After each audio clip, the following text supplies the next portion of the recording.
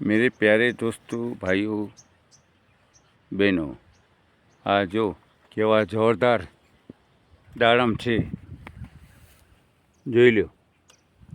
કેટલા જોરદાર દાડમ છે જોઈ લો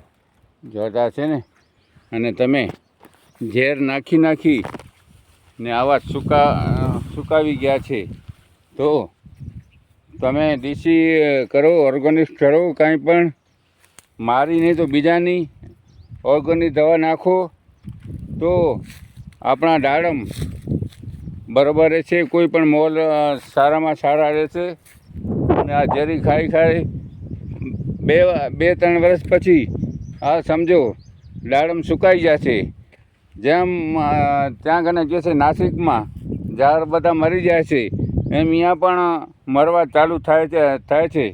એટલે જેવું માણસને ખપે છે એવું એના પણ છોડને પણ ખપે છે એટલે તમને સારીમાં સારી ટ્રીટમેન્ટ કરવું હોય એકવાર ગ્રાઇડ માટે મળો સંજીવની આયુર્વેદિકમાં સમજો